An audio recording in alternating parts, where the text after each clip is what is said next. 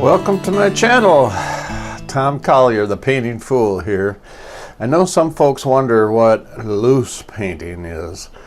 The best way I can describe it is to think of young children having fun painting.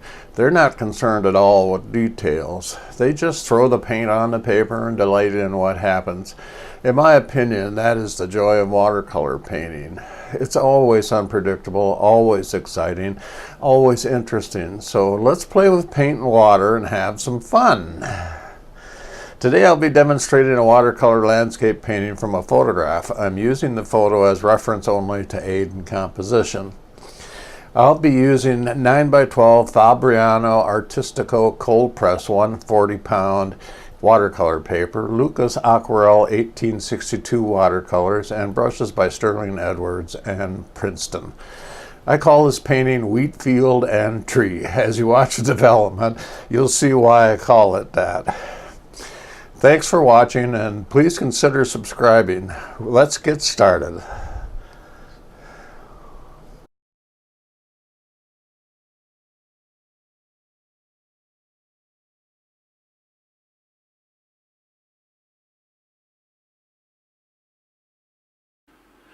Okay, we're going to take some plain water. I've got it tinted a little bit here so it shows up so you can see it. We're going to wet the area of the sky again. We do this, I almost start every landscape this way, up in the sky. Not always, but quite often. And we're using ultramarine blue and Princeton, a 1.5 inch flat wash to do that. We're going to try to get a nice gradient wash here.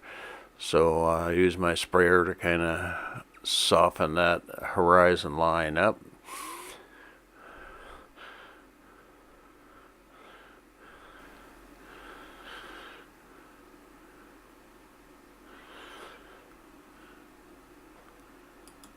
Okay.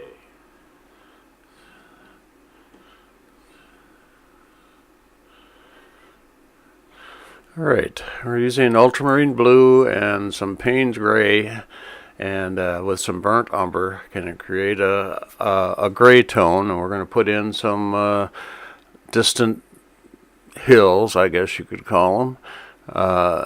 And so we'll use a couple of different layers here. Still using the same brush.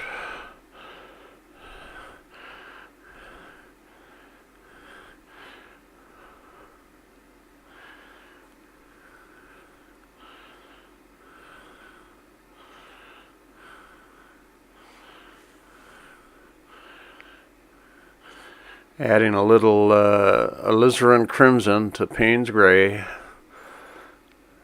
It'll create a bit of a violet, because sometimes hills off in the distance, they take on a little bit of a violet tone to them.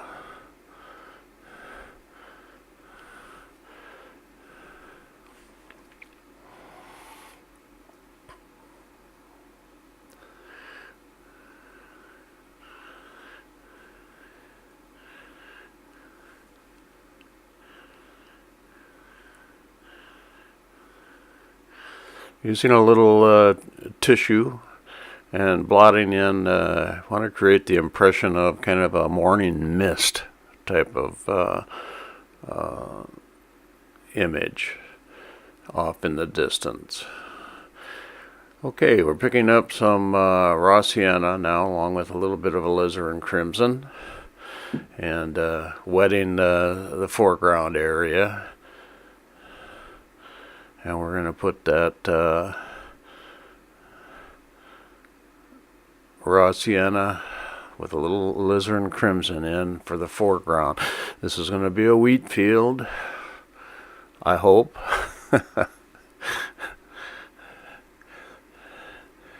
And then with a dry brush, kind of picking up, lifting up a little of the paint way off in the distance, because sometimes things look a little lighter back there.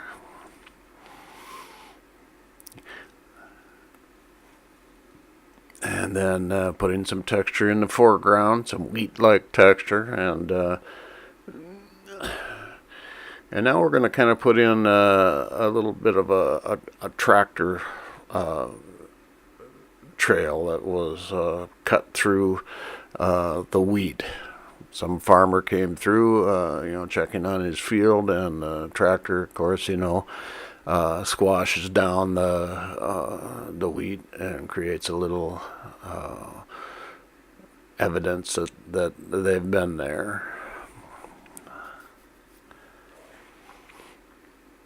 Okay, a little bit of lemon yellow. I'm kind of with my number 4 fan brush, putting in some textures, grass-like textures.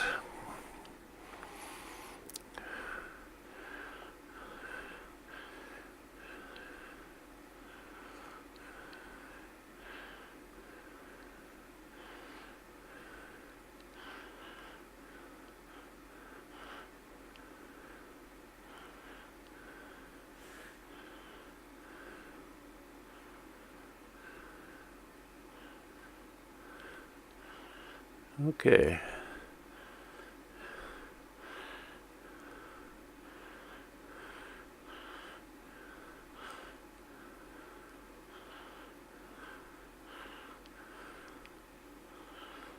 I've got my Princeton number 8 round, and here comes the tree part of of the title. It's going to be kind of a lonesome tree standing out in the middle of a wheat field. And we're using some Payne's gray with a little ultramarine blue, and laying in the darker tones.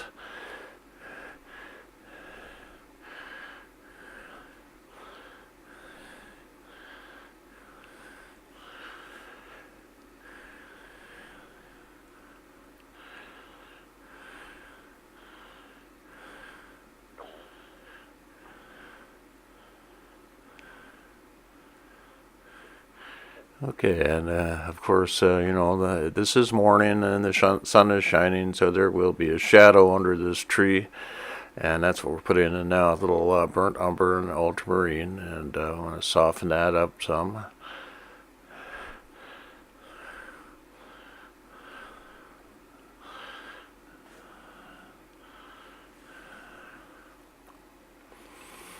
A little Payne's gray.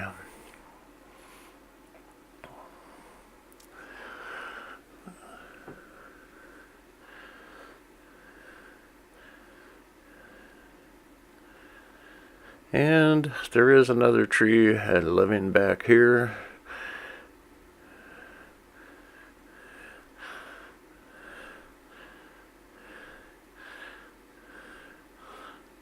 Quite a bit further back in the distance.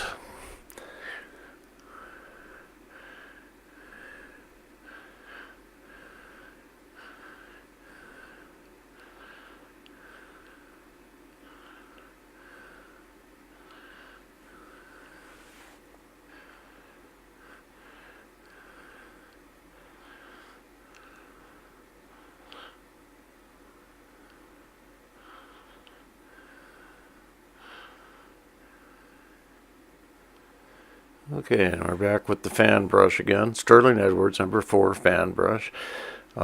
Picking up some lemon yellow. And I guess I changed my mind and I picked up a rigger, and we're putting in some of the tree branches first here. That's an artist's prerogative, is to change your mind. And I changed mine quite a few times as a course of a painting. Uh-oh. I dribbled a little bit there, and now, you've got a couple of options for choices. I'm using one of them, which is I wet the area. I'm going to try to lift as much of that out of there as I can, and then we'll put some more of the ultramarine blue back in and wet that down and kind of, lift that out again. It's just kind of a process. Your other choice would be to do something with that splotch. Maybe, paint a branch coming in from outside the picture. Part of another tree could do that. So there's always choices. Mistakes get made, and some people think in watercolor you can't fix mistakes, but actually you can. It's not always easy, and sometimes it changes your plan completely. But don't get too discouraged if you make a mistake. There's never been a perfect artist in history. There's some that have come close, but every artist, I think, can look at their work and find areas where they think they could have done something better, or that they didn't pull something off to the degree they wanted to.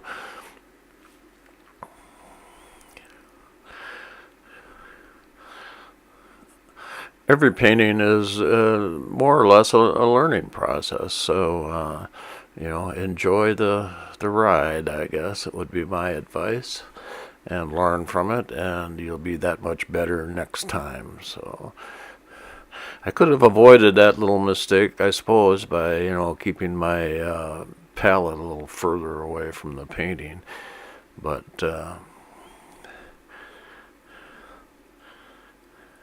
so be it.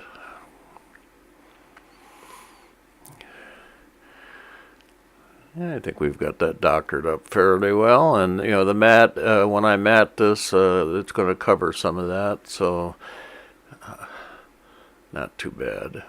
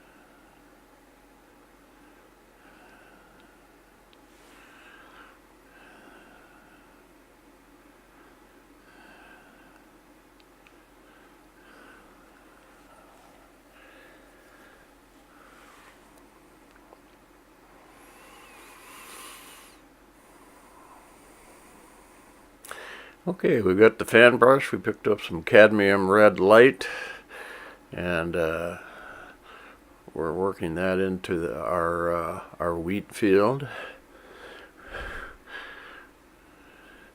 And now a little burnt umber.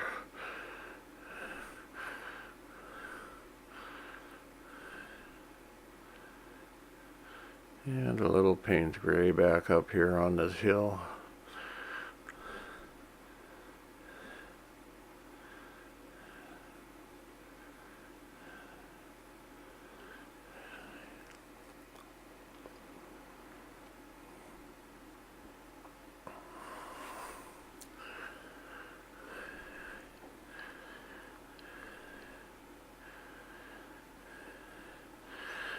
And we'll pick up a rigger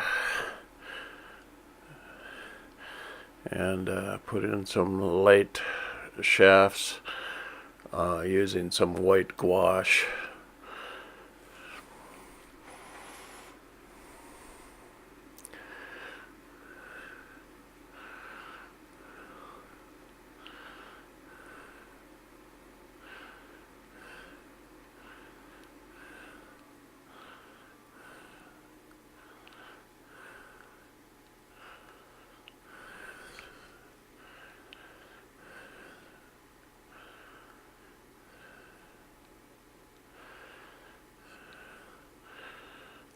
A little Payne's Gray with some burnt umber. I will put some darker stems in.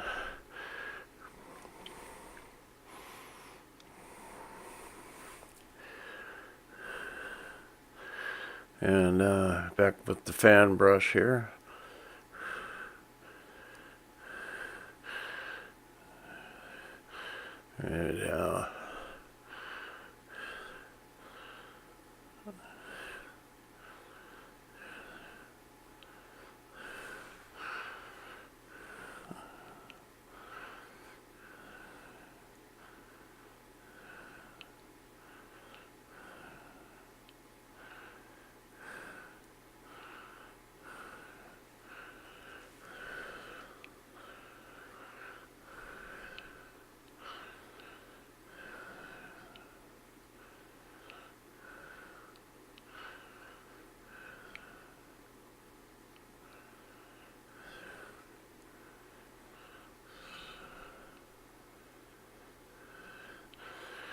And using the edge of the fan brush with a little white gouache, I can put some of the bud heads on these wheat stems. They're kind of lighting up in the morning sunlight is my intention, I guess.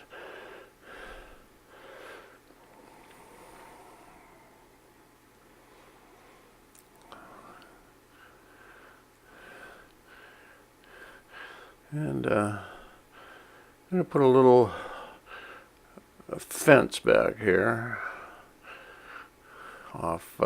going off into the distance.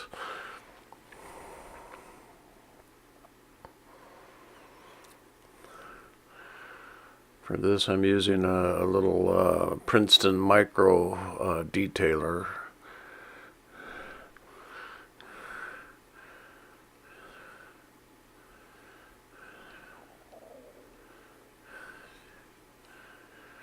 And of course, you know, we need to always remember to sign our work. So there's the signature, and that signifies that this painting is just about done.